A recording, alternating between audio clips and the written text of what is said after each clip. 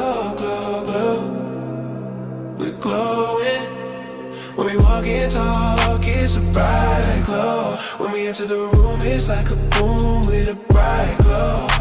Full moon shine, glow like a lightning show.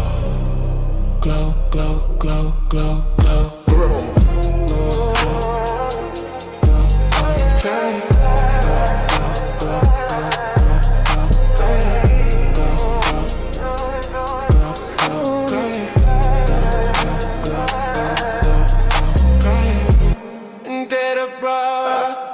Queen, queen, queen, queen, queen. Kings and queens, these are the queen, queen, queen, queen, queen. FBA, kings and queens got the glow, glow, glow, glow, glow.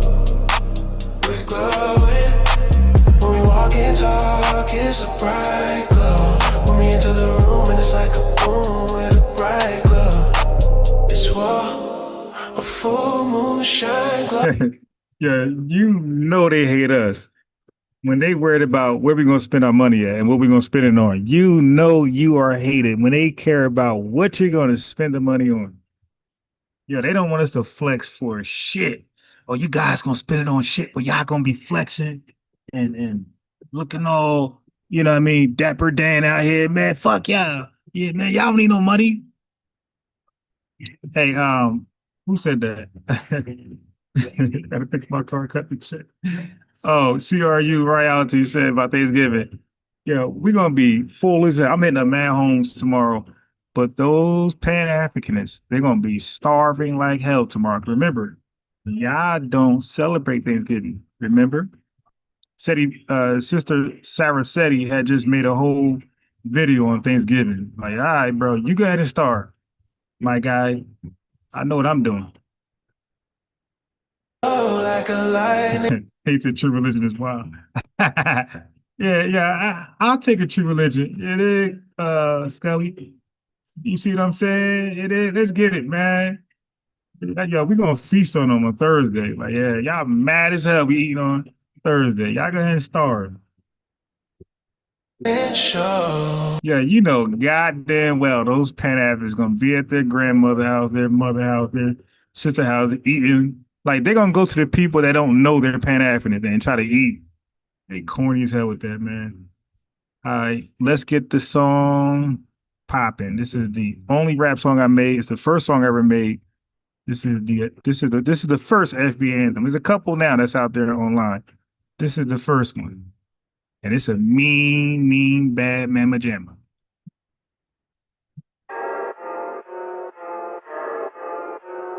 That show me subscribe. Hey, yo. Make no mistake, we're the only black people in y'all that only eat rat, eat cat people. You ain't black, you ain't that. Matter of fact, your black is repo, I'm taking it back. Cause y'all making it whack, faking jack y'all from the slave, raiding the tax. Bitch. Yeah, we built the foundation. We built the foundation of innovations was groundbreaking. You ain't wanna get down, now you're around, hating, faking, with the lineage and now the ground shaking. Check it. Someone say, FBA, we don't run away. We slay, we pray, we say.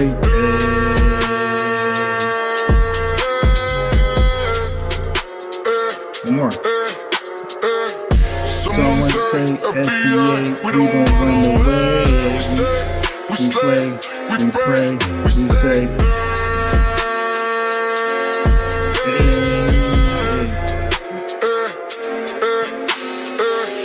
Make no mistake, we're the only black people. Y'all the only eat rat, eat cat people. You ain't black, you ain't that. Matter of fact, your black is repo, I'm taking it back. Cause y'all making it whack, faking jacks y'all from the slave, raiding the tax. Breaks, pause, pause. We built the foundation of innovations, we're groundbreaking. Y'all ain't wanna get down, now you around, hating, faking, wiggling and eating, now the ground shaking. Someone say, FBA, we don't run away. We stay, we slay, we pray, we say.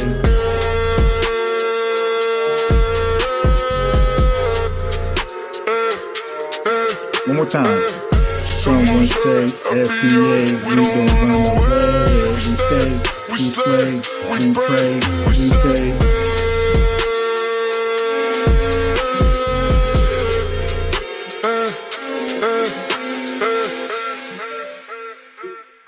Wait, we ain't done. This is okay. So all the songs are done, but this is the outro. We can't leave without the outro. The outro is reminding y'all how to support. So a lot of y'all did like tonight. Okay, that's one way of supporting. This is the other way of supporting. You dig?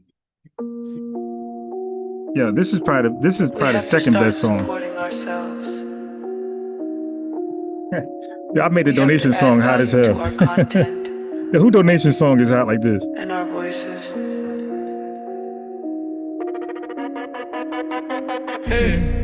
Hey, haters going hate, supporters donate.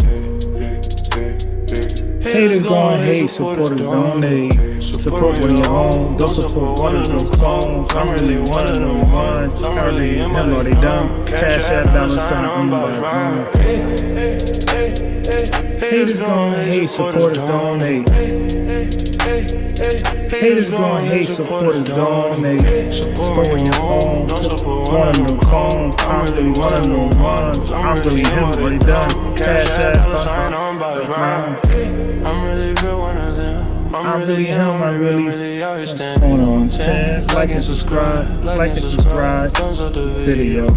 I'm really real one of them. I'm really him, I'm really out here standing on 10. like and subscribe, thumbs up the video. Hate, haters gon' hate, supporters donate. Hate, haters gon' hate, supporters donate. Support me at home, don't support one of them clones. I'm really one of them ones. I'm really him, what they done. Cash App, sign on by Rhyme. Yeah, I got that Are They Dumb for my little 13-year-old nephew, Bubba. He be like, are you dumb? So I got that from the youth. Are they dumb? He be like, are you dumb? I'll be mad as hell. Like, man, shut your little ass up. By Rhyme. Cash App, $sign on by Rhyme. Haters gon' hate, supporters donate. Haters gonna hate, supporters donate. Support me at home, don't support one of them clones. I'm really one of them ones. I'm really him, what they done. Cash App, $sign on by Rhyme. I'm really real one of them. I'm really him, I'm really out here standing on 10. Like and subscribe, thumb up the video. I'm really one of them. I'm really him, I'm really out here standing on 10. Like and subscribe, thumb up the video. But this is a rap song too. Second one. Haters gonna hate, supporters donate. Haters gonna hate, supporters donate. Hey, yo, what else should I do a song about? Because I want to do one more rap. I got a whole bunch of singing. I got 2 raps. This one and the anthem. I want to do one more rap. I want to show y'all my skills, okay? We do one more rap. Gotta rap about something. Support me at home, don't support one of them ones. I'm really one of them ones. I'm really him, what they done. Cash App, $sign. Yeah, this wordplay is kind of crazy. Y'all gotta admit that. Haters gonna hate, supporters donate. Haters gonna hate, supporters donate. Support me at home, don't support One of them clones. I'm really one of them ones. I'm really him, what they done. Cash App, $sign by Rhyme. Please don't hate. Please support, donate. I'm really one of them ones. I'm really him, what they done. Cash App, $sign on by Rhyme. Cash App, $sign on by Rhyme. Cash App, $sign on by Rhyme. Yeah, this song is so hard. When y'all be like, you know what? Let me donate $1 to Unbiased Ron. You know what I mean? He's doing a lot for the culture, for the lineage. Yeah, what's his Cash App again? You're gonna remember it by the song. You're gonna be like, wait, how that song go? Please don't hate, donate, like and subscribe, Cash App, $sign Unbiased Ron. Oh shit, that's it right there. That's how I made it. I made it where it's like catchy in your head. That was clever. I'm really real one of them ones that they dumb. Thumbs up. Subscribe, Cash App, $sign on by Rhyme. That beat is hard.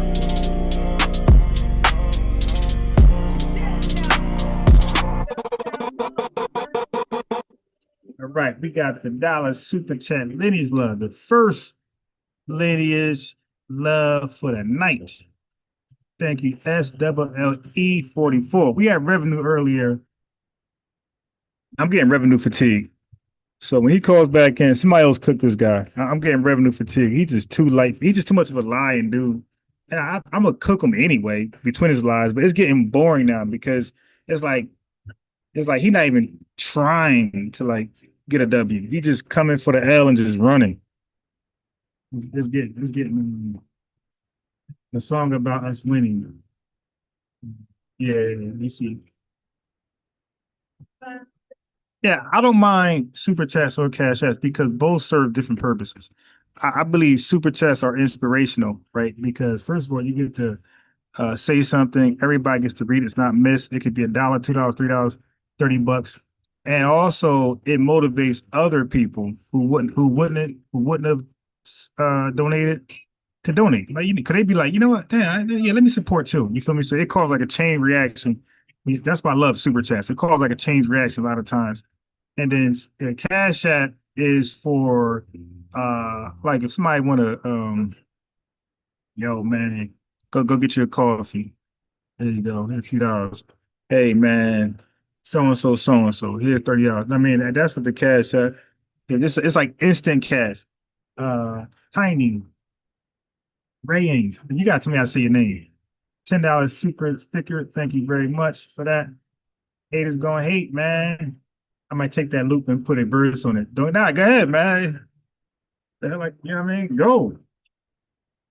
You think I did? I'm telling you where all of my lyrics came from. I took my lyrics from Rihanna, took my lyrics from I'm never gonna give you up, I'm never gonna let you down, I will never and desert you. I stole that. You dig? So how I'm mad at somebody else, as long as you're in a tether, you got nothing to worry about. Yeah, super chats definitely help the channel big time. So like that's why I never discourage super chats. I'm like, nah, go ahead and send super chats, even though they're not like immediate funds, but they super chats make your channel like legitimate. To be honest, it validates it.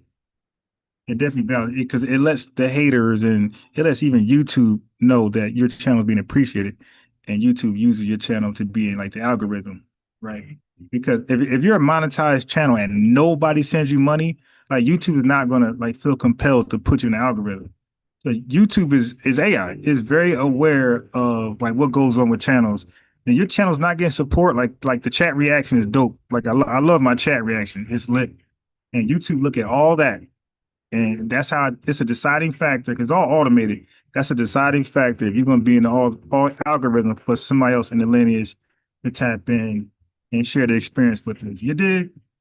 But Taya Carter in the building. Good music. I appreciate you very much. Yeah, not facts. Facts here are you. But you know what? Because the super chats, the YouTube page, because you notice I don't have no advertising. I don't monetize my videos, family.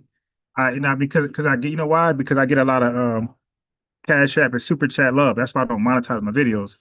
But like, let's say if people wasn't, if they were not super chatting on Cash App, and then I monetize my videos, and you'll see advertisements. But I really don't monetize none of these videos. I mean, I could, I just don't because I already get like support. I don't care for the AdSense, support like that. Now, as a channel grow and gets like thousands of views, then maybe. But right now, grassroots support is good. And plus, like when you get the monetization, like they hold you to higher standards with your channel. You can't say certain stuff. You can't do this. It's like you're handcuffed a little bit. And I'm a wild card. You feel me? I'm too wild of a card to be like dealing with those strict restrictions. I mess around, break them all, be demonetized immediately from one live. Just one tether piss me off. I'll ruin all my, advertisements. But that's right. Majestic in the building. Family, Black Feather Archers, we out. I'm playing basketball in the morning. I ain't playing a whole year, some change. So I know I'll be looking like who's playing bad this year. I'll be looking like Embiid out there. You did. All right, family. Appreciate you guys. It's hard getting offline because this is so much fun. But yeah, Friday you got 250. I was wondering why no. Yeah, that's why I don't monetize. Matter of fact, I'm gonna show you. Let me see. Here,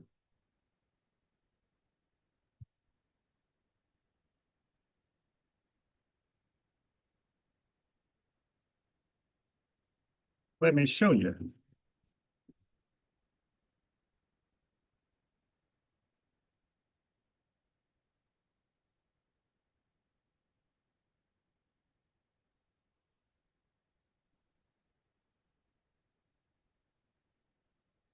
Let me show you. Oh, right there. Look. I wasn't joking. Off. I could turn these on. Look, I could turn these on. I could press on. Or off. Ineligible that one, but off.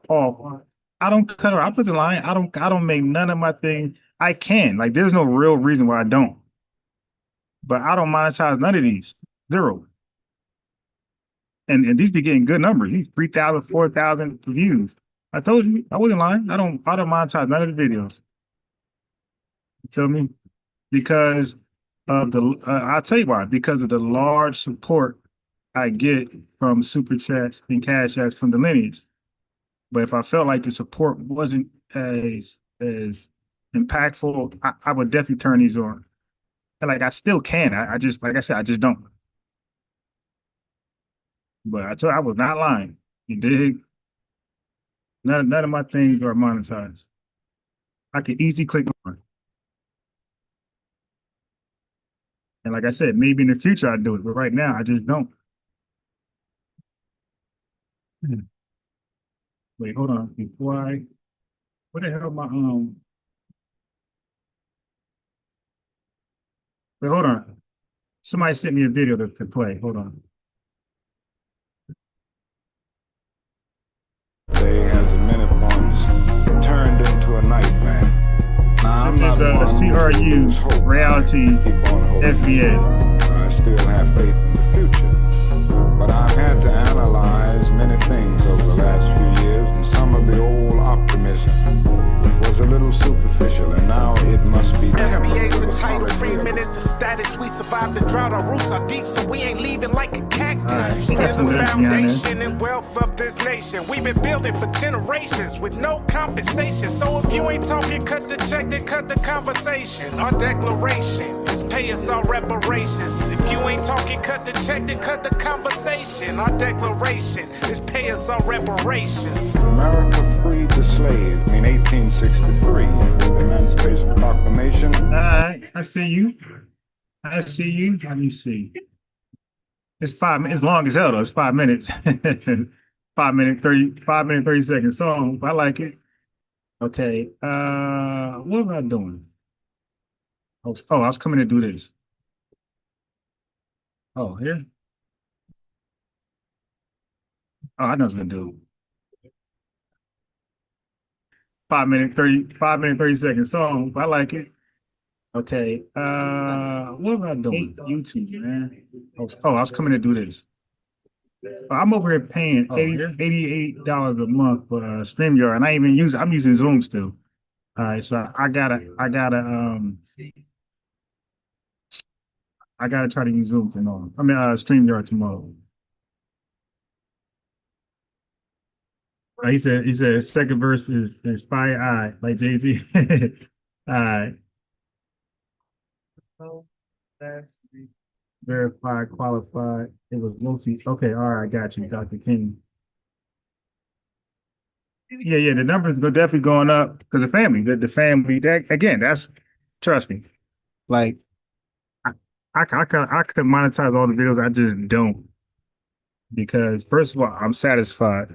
The family pull up in attendance. The family make my views do well, successful. The family send donations. Sometimes cash app, super chat. You know what I mean? So I try not to be too greedy. All right, I'm very like satisfied with everything. All right, we out for real this time. I think. Yeah, we out. Peace.